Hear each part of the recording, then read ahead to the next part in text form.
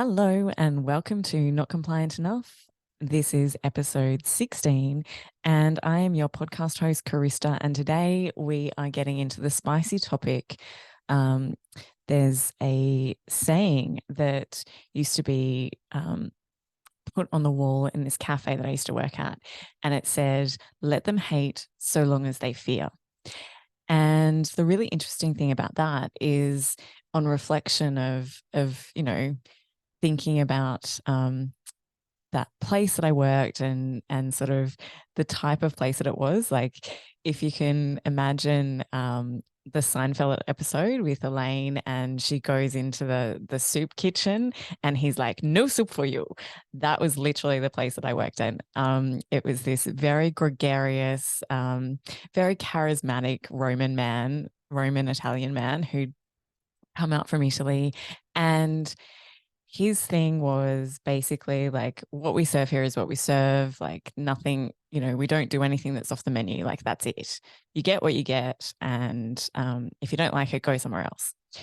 And the interesting thing about that as well is, like, people used to come in to literally be told what to eat, because then they wouldn't actually have to make any decisions.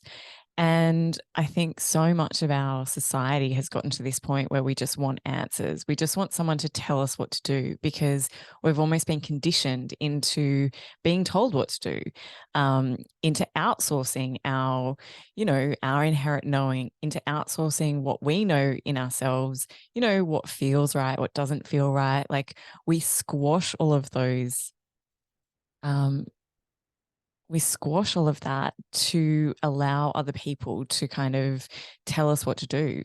And all of the institutions and systems that we have are set up to reinforce that belief as well.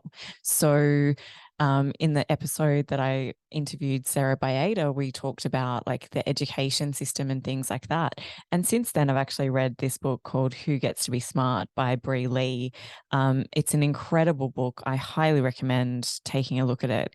But in there, she actually unpacks the disparity and the inequity of education, but also the various levels of it. She even talks to this guy who shows the comparisons between like the education system. So, like, going and doing a PhD, and shows the comparisons between that and, a refugee in prison on Manus Island.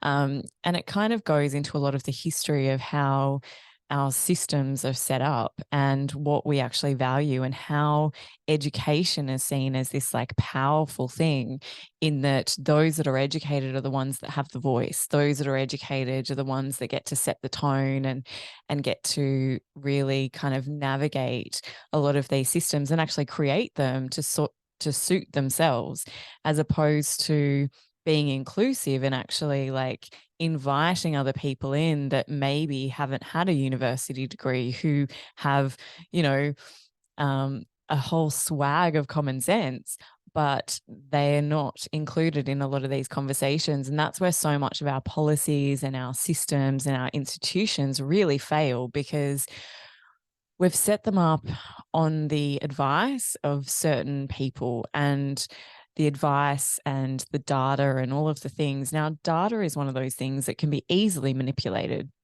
You can tell a story about data however you'd like to.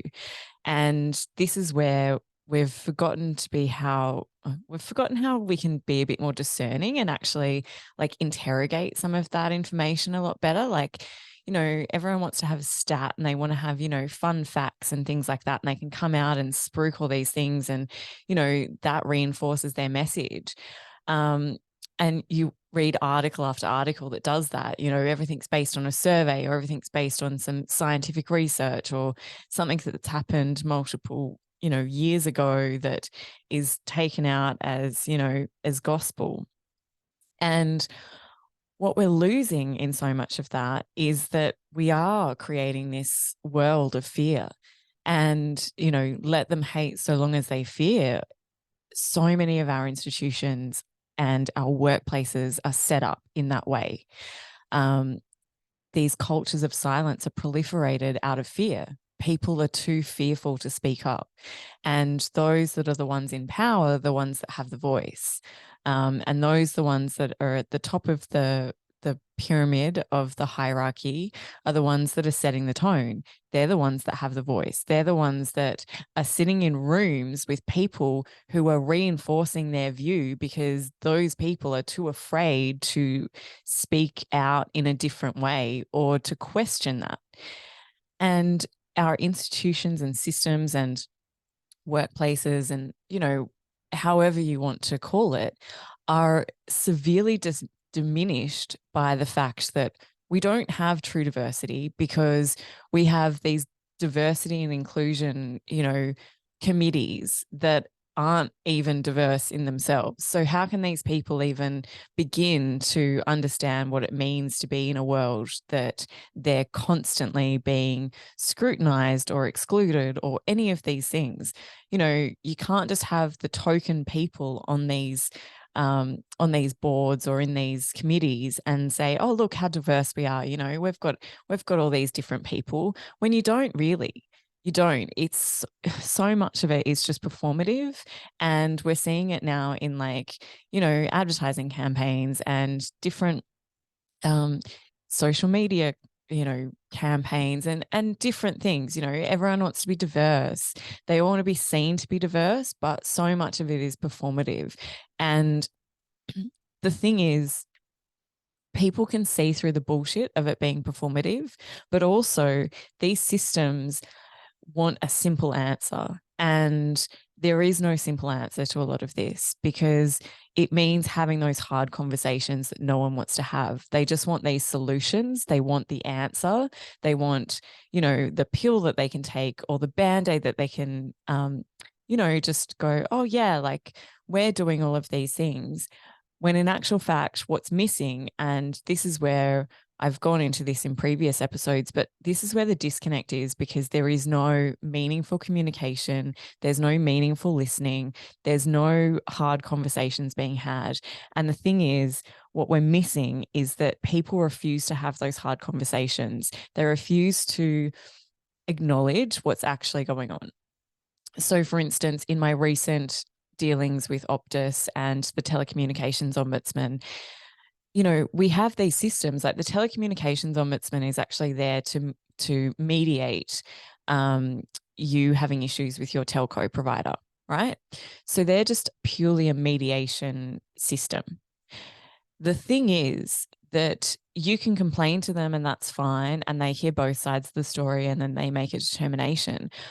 But what's missing is that your telco is still not made accountable for the types of service that is provided, the types of things that they do, the gaslighting that happens. Like I was calling up Optus and getting a different story from every single person I spoke to them.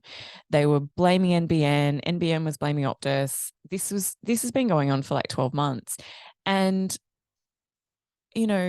I understand why people give up because it is so soul destroying. And then people tell you like, oh, but that's not right. And they basically tell you that you're the issue, that, oh, it's your equipment, or, we don't do that. And there's this refusal of responsibility and there's this blame shifting that happens.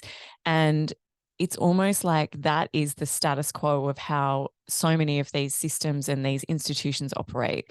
It's the same thing with any company that has bullying happening, or, you've got people that are massively burnt out and all of these things that are going on, and they refuse to look in the mirror and be like, you know what, we're actually part of the problem. Like, what can we do as an organization to actually change that?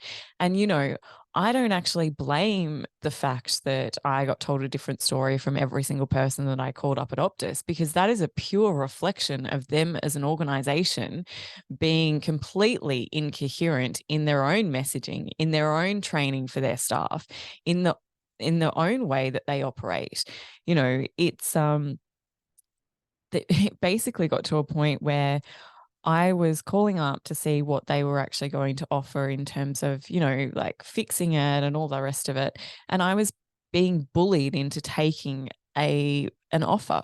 I was being told, oh, well, if you don't take this offer today, then it goes to the ombudsman's office and this offer's off the table, and look, fair, fine, if that's what you've got in your scripts and that's what you're wanting to tell people, but also you're not allowing people enough time to actually take a minute and actually consider whether that offer is, something that they're wanting to accept, instead of bullying them into taking a position and giving them an answer straight away.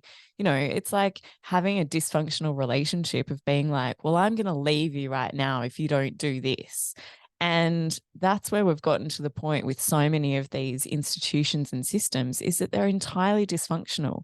And they're a reflection of how dysfunctional our society has become, because we've gotten to this point where data and statistics are becoming more coveted than actually having pure, meaningful conversations and really honoring where people are at.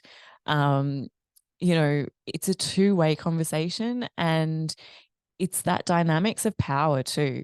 The really interesting thing um, about Bree Lee's book about Who Gets to Be Smart is she really delves into this like power imbalance, and the power imbalance of like, even as Australia was colonized. And look, I know that there's people that are listeners that are not from Australia, so this might not be as relevant to you, but I just kind of want to read a little bit of part of that. So she talks about there's a really interesting thing that comes up, and it's actually called it's hierarchy. Now, what that is, and there's the very intellectual explanation of it. So essentially, she's talking to a guy, and she's asking him, whether she should do her PhD or not. And he actually says to her, you know, I would say that academia is second only to Manus Prison in terms of being the most violent and cruel institution I've ever encountered. And so he goes on to explain to her the concept of hierarchy, which is a way of thinking about and understanding the accumulation and exercise of power, particularly in institutions, which we can call hierarchical systems. And what that means is, she goes on to say that our institutions are, including our educational ones, from the way Australians built and controlled Manus Prison, is really quite, they're quite similar sort of things. And the hierarchy is a term first introduced by radical feminist theologian Elizabeth Schulze Forenza, and it purposely encompasses multiple interlocking kinds of stigmatization. The term also captures the way that the intersecting systems are perpetually reinforced and replicated. And in Schulze Forenza's book, she goes on to explain that the word hierarchy is derived from the Greek words of lord or master, kyrios, and to rule or dominate, archein, and is best theorized as a complex pyramidal system of intersecting multiplicative social structures of superordination and subordination, ordination of ruling and oppressing. So that's the very academic kind of way of it. But hierarchy is simply a powerful lens to look at society. And so it's a very interesting way of thinking about institutions and systems. And essentially, it's about the pyramid, and the top of the pyramid is about exclusivity. So the more people there are in the middle and lower sections of the pyramid, the higher the people at the top are elevated. And our society is shaped in a way that only a few may ever reach the top. So these are direct kind of quotes from Who Gets to Be Smart. A little bit abbreviated, but kind of straight out of the book. And so the really interesting thing is that she goes on to say that the cognitive dissonance is astounding. People at the top of the pyramid carry on without needing to justify themselves. They look across and out over their domain and see the fact that they're thrones as the proof of their deserving. Rich people continue to believe poor people simply don't work hard. Men insist women are good at and choose different pursuits. Europeans arrived in Australia and took what they wanted, and their democratically elected descendants still talk about their inherent cultural superiority. All the while, the people at the top dictate what legitimate knowledge looks and sounds like. And so, in reading this book, it really goes into kind of give those different perspectives and how we actually see education and power and how that all plays out. And there's a really like it's so beautifully written. I must say, like, it's incredibly written, and I highly recommend going and reading it. Bree Lee talks about her friend who is a Rhodes Scholar, and part of the story is that she sees that as like the apex of academia, and that's what she would have wanted to do and all the rest of it. But when you unpack actually what goes on behind the scenes and this like incredible world that's almost created, and how these positions are so coveted and everything like that, like it just reinforces certain ideas and ideals. And I think what we're seeing, particularly at the moment with workplaces and all of these sorts of things and these institutions and systems are, they're incredibly outdated. I was listening to a podcast the other day. I can't recall the actual podcast, but it had Darren Murph who used to be at GitLab, and he was talking about how workplaces haven't really evolved at this point in time. Like, they're stuck in the fax machine stage. So like when the fax machines came in, or it was like email coming in to replace fax machines, and like people are still, holding on to these fax machines for dear life. It's kind of like what's happening at the moment with all these workplaces trying to get people back into offices, because they're just not getting with the times.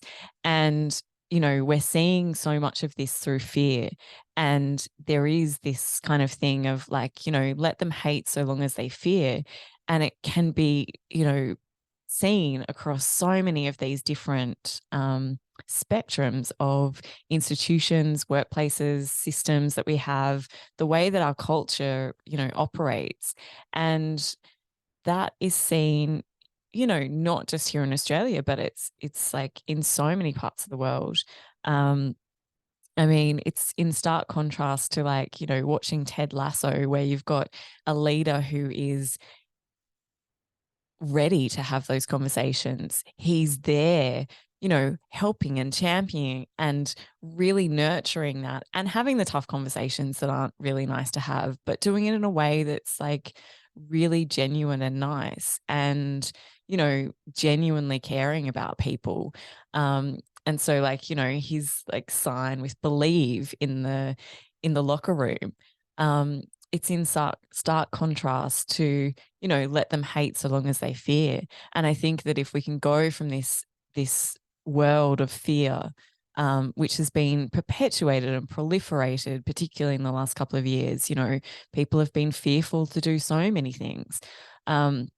If we can go from fear into believing and actually championing people and actually, unpacking some of these institutions and being like, you know what, this doesn't really work for us anymore. And we don't want to be exclusive, and we don't want to only have these coveted positions. Like, even when it comes to diversity and things like that, it goes from one extreme to the other. It's like, oh, we've got this exclusive club, and now we're creating another exclusive club for those people that we think are disadvantaged or have been. And for the most part, they have been, but also at what cost does that come? Because then you've got to put up your hand and be that person and be like, oh yeah, I was discriminated against, and this is me. And you get put into a box of like who it is that you are. Is that even helpful? Like, does that really help people meaningfully? Or is it just them, being put and stigmatized yet again something that they've had to deal with their whole lives. Like, I know it's a very, I can't speak to a lot of those things, but what I can speak to is the fact that, yes, I have red hair, and yes, I have been bullied almost my whole life because of that, because I look different. Like, it's not a regular thing here in Australia. I mean, yes, there is other redheaded people around, but like, it's not like going to different parts of the world. Like, I went to Ireland and I lived in Ireland, and it felt like being home because there was actually more people with red hair around, and it was a very normalized thing.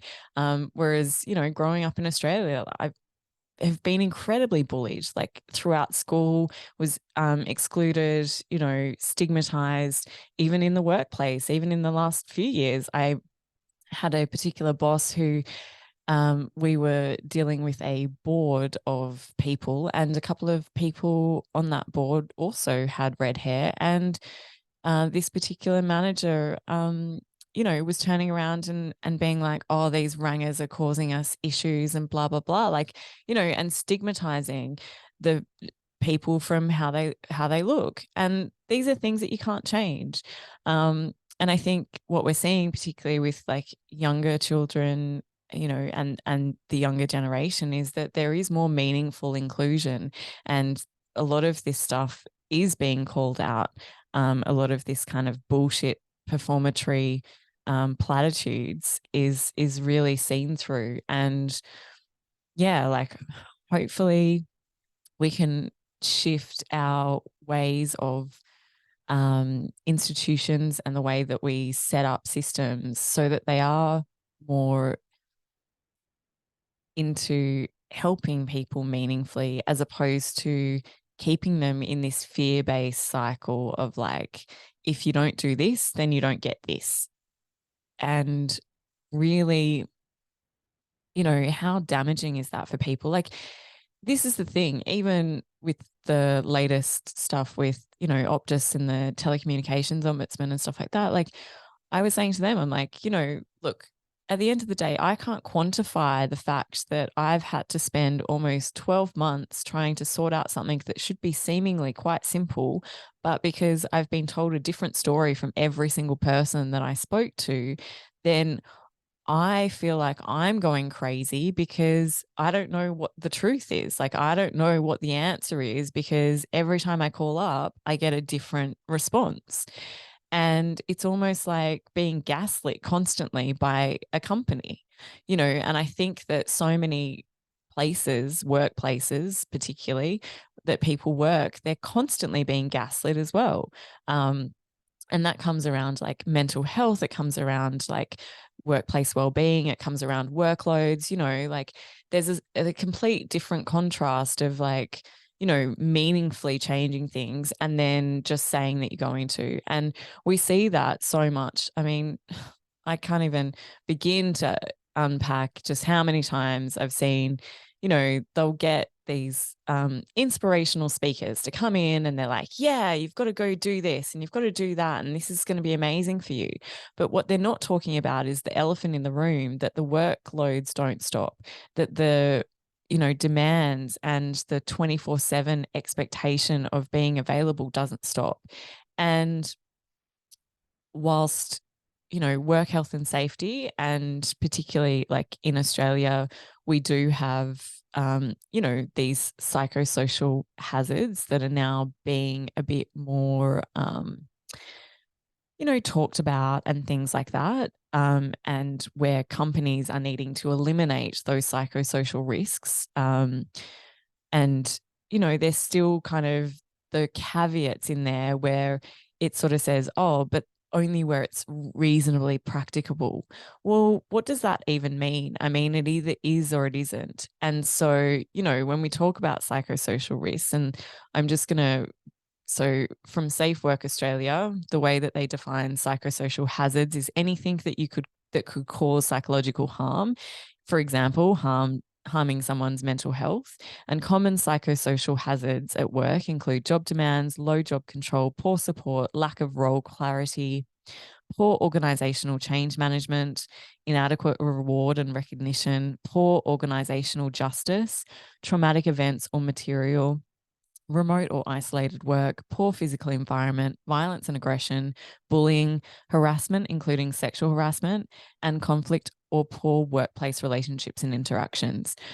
And so, like, yes, those are psychosocial hazards you as an employee should not have to deal with, because they can create stress. And obviously, we know that stress can manifest as injuries, and, it can cause incredible harm.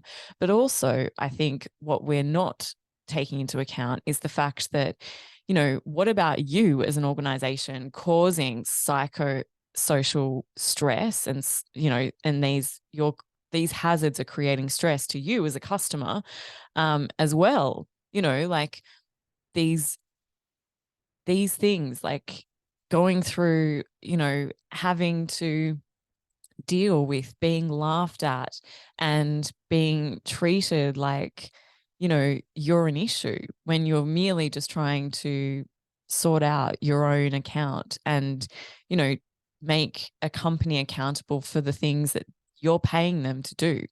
And so I think there's a lot to be said about, going from this fear base of like creating fear in people. And, that comes not only for employees having these fear based environments of like, you know, demands and all the rest of it, all based off fear. But also, you know, you're creating these fear-based environments for your customers and your client experience too, and whatever that looks like, and so there are ways to have meaningful conversations. There are also ways to actually sort these things out in a much more comprehensive way. And it's actually not that fucking hard. Like, that's the thing that annoys me the most. So much of this shit is so fucking simple. It's just that everyone wants to outsource it. They don't want to deal with it themselves. Well, honey, let me tell you that it's time to fucking deal with it yourself, because you can't outsource your relationships. You can't outsource your marriage. So you can't outsource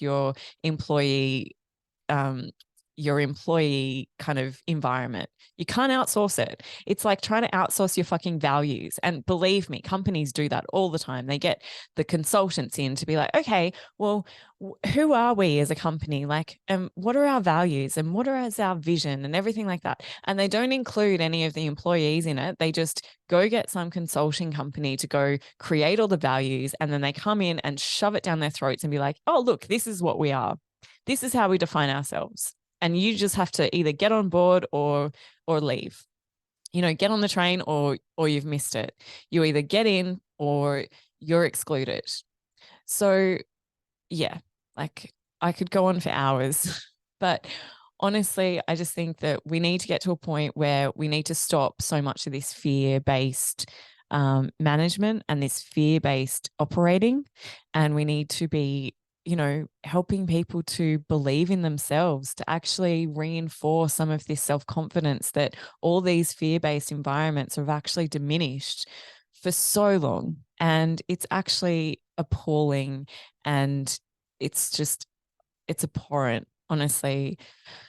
The things that I've witnessed and the things that I've seen and the stories that people have told me is just awful. And so, yeah, like, if you're in that space, I see you, and know that you're not alone. It's just that people aren't talking about it. And that's what I'm trying to do here is to help people, feel a bit supported and feel like it's okay to talk about these things, because at the end of the day, these companies that treat people in this way, they're not going to be around forever.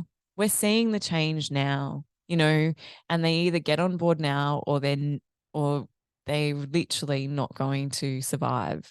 Um, People are more discerning about where they want to work. They know what values are inherently. And so, if you've got a choice between going to a company where it's like, let them hate so long as they fear, and we're just going to, tell you everything. And if you've got the choice of going there or somewhere that people are meaningfully like helping and actually wanting to see you flourish and be your best self, then, the choice is yours, but I know which one I'd prefer to do. So I hope you've enjoyed. I just wanted to also let you know that I'm doing one-on-one holistic mentoring for people that are going through these kind of adverse workplace situations or some big life changes. Yeah, I've been through a lot, and as we go on, I'll probably share more of that. But yeah, just know that you're not alone and you can get through it. And I know that it's incredibly fucking hard. And it's so annoying when people say that to you because you're like, bitch, you've got no idea. Like, I'm really fucking in it. Like, you don't know, this place is awful. And believe me, I was suicidal. Yeah, like it destroys you as a person, but there is a way out. And you, it's hard to see it right now, particularly with, just the compounding effects of everything that's going on in the world. But if we've got companies that are actually more awake and able to, sit back and be like, you know what, we actually do want to make a difference and we do really give a fuck about people. We do care. And, they're the sorts of companies that I want to see thrive. They're the sorts of places that I want people to, get to and be able to be like, you know what, like this is actually inclusive. People really care and we're here really making a difference. And so I hope this has helped. You can like, follow, subscribe, do all of the things. You can find me on LinkedIn, on Instagram. You can, you're listening to this episode either on Spotify, Apple. If you'd also like to look at the video versions, you can check out my YouTube channel. And yeah, I just hope that this helps. And please know you're not alone and you're doing an incredible job. Thanks for listening.